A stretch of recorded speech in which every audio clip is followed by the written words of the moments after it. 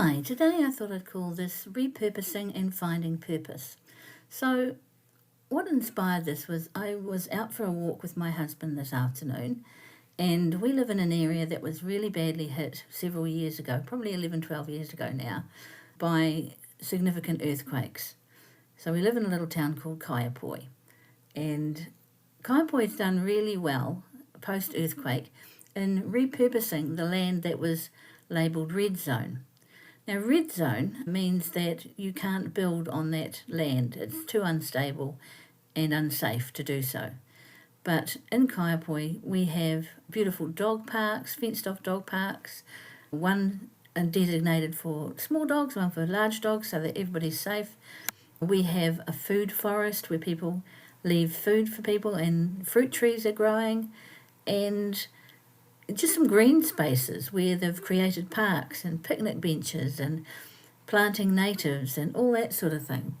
Really positive outcome. So from something really negative like an earthquake has created an environment that is just beautiful.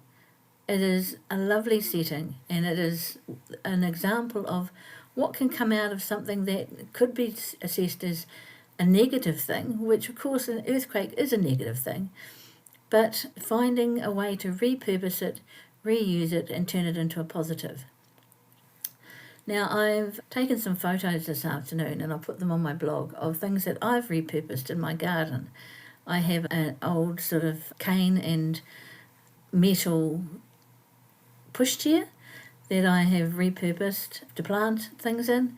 Same with, we had a chimney, which was not being used, and we're not really supposed to use them anyway. So I've repurposed that to grow some plants out of. I've made flowers out of china plates and cups, and just a few other quirky things around my garden. And I like to get things that have had a different purpose originally, and repurposing them to be quirky decorations or containers for growing things in. And it's just nice, rather than getting something off a shelf, something that anybody can have, to make something of your own in your own garden from bits and pieces that would otherwise perhaps be thrown away. So that's something that I enjoy doing. And it also put me in mind of my repurposing and finding purpose. Now, I was a social worker for 20 plus years, and that was my calling, and I enjoyed it, and I helped a lot of people along the way, I think.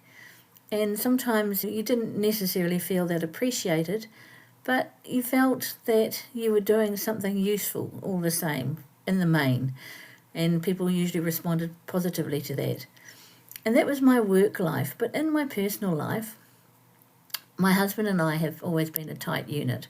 We enjoy each other's company, we understand each other's need to do our own thing from time to time, but also place a lot of importance on doing something special with each other during the week or in the weekends, whatever they may look like, around his shift work. So we've always done a lot together, and I think sometimes anything external has been kind of pushed aside in some ways. I remember many a time being invited to some kind of gathering, it might be a work do or something, and before we even headed out the door, my husband, who I've said many times would be happy to be a hermit, would say to me, "Now, we don't have to stay late, do we?"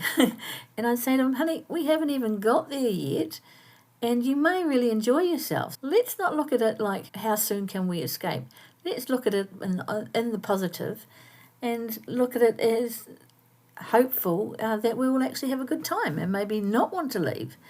So, particularly my husband, but me to a certain extent, we weren't really the sort of people to go to many parties or gatherings. We just liked hanging out with each other when we weren't working. So, yeah, we were always a tight unit. And then, since my diagnosis, it's like overnight, my family, particularly my grandchildren, have become increasingly important to me. And my children have been increasingly important to me.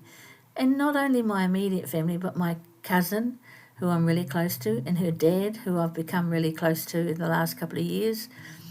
All things family have been getting a new importance in my life. And I enjoy spending time with my 90-year-old uncle, who is lovely and who sometimes does the grumpy uncle thing at me because I won't let him pay for everything when we go out necessarily. But we usually negotiate and get somewhere with it. But when it comes to finding purpose in life, it's a bit hard to define for myself, but I think my purpose is to be kind and support other people and give of myself, give of my time, give of my talents, to cheer people up, to make people feel good, to make me feel good because I can make people happy. When I was swimming recently, I go swimming 3 mornings a week, and I had bought myself a swim cap. And my God, if you've ever tried one of these bloody things on, I'm sure it was designed to go over a ping pong ball, not over a head, normal size head. And it is such a struggle. And I curse and I mutter and I moan and I look at videos on YouTube that make it look so easy. And then I get on and try and struggle again. And don't even start me on nose clips. Nose clips for swimming so you don't get water up your nose. Bloody nightmare. Anyway, I had this swim cap and I wasn't going to wear it because it just got to be too much. And I'd found an old swim cap from, 12 years ago, and some flippers and some goggles, all of which I had purchased for my latest round of swimming. And so I didn't need these things. And so I said to this girl, who I just nodded and smiled to and had the odd hello, how's your day going? Didn't really know her name, didn't know much about her. And I overheard her saying about getting a swim cap because the water was ruining her hair. And I said, do you need a swim cap? She goes, yeah. She said, why? And I said, I've got one in my bag you can have. She goes, really? And I said, yeah, you can have it. I said, I hate the things. I'm not going to use it. And so I said, if you bring my bag over, I'll get it out for you. So I got it out for her and I gave it to her. And she was quite overwhelmed with gratitude. And I was just like, to me it was a small thing, but she went on to tell me that she'd had to quit work because of health issues and her husband was paying all the bills. They didn't have a lot of spare cash, and just finding the money for a swim cap was like a big deal. And she kept saying, oh, you are so kind, you're so kind. And I said, look, it's fine, just take it. I don't want anything for it. Maybe we could have a coffee together sometime, but I don't want anything for it.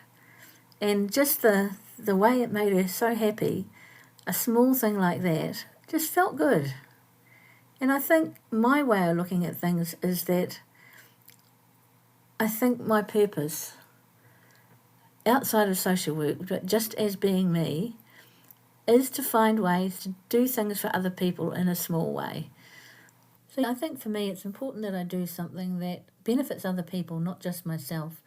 And like I said to one of the girls at swimming yesterday, once I've spent money on something and it's no further use to me, I would rather give it to somebody else so that they get the use of it than keep it for myself for no good reason.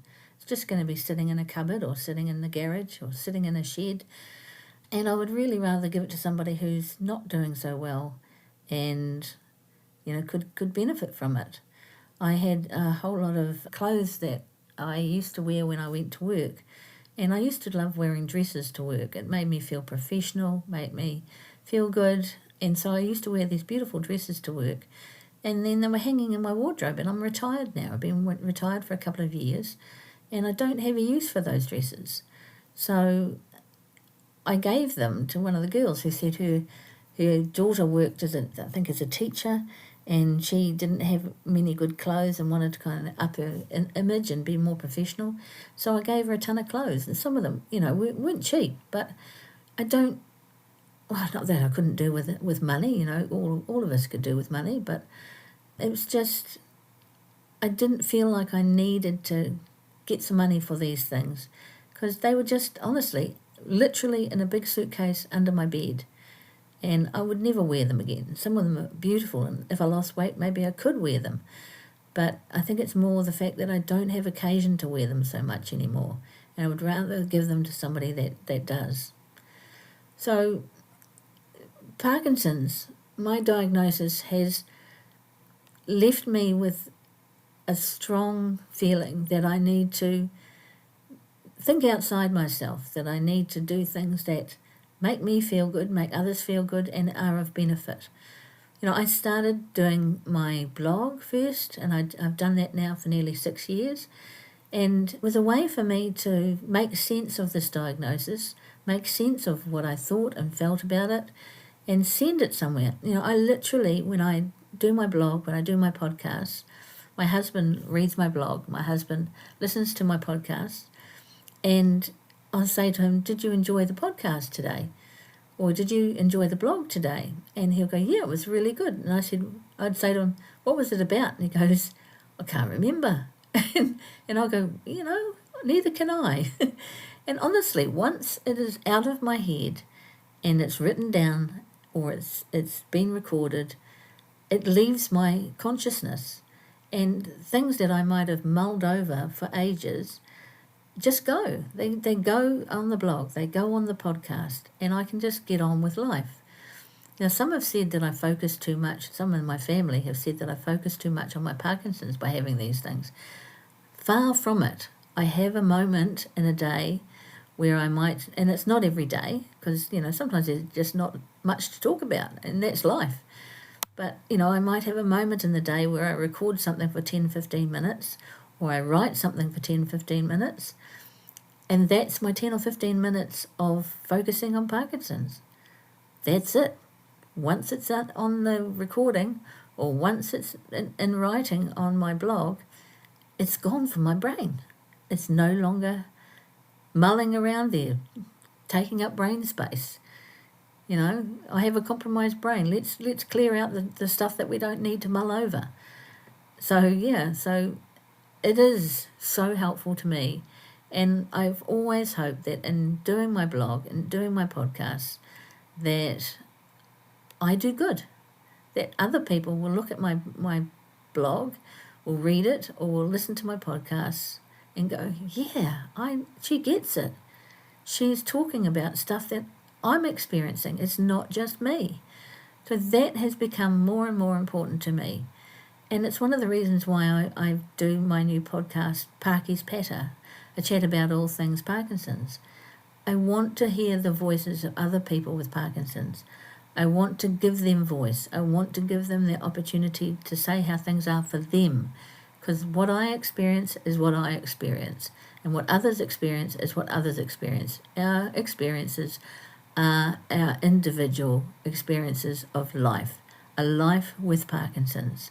Not that Parkinson's is the everything of our lives, and I hope it never is, but that it needs to take up some kind of space in our lives. That for me, I need to look at what's happening in my life and what I can do to make it better sometimes, and what I have to deal with and how I deal with that and what helps me. And maybe if I put down in words in my blog, or I talk about on my podcast the things that I'm experiencing, I can help other people. So my diagnosis gave me a feeling of purpose, that I needed to basically be an extension of my social work self, but in a much less formal way and much less regulated way, that my purpose is to live well with Parkinson's, to love well with Parkinson's, to love my husband, to love my family, and to reach out to people with Parkinson's and say, "This is me. This is how I deal with Parkinson's. I hope it helps." So this has been Sue for Parkies and Me, my journey with Parkinson's. Kia kaha, be brave, be strong, be you.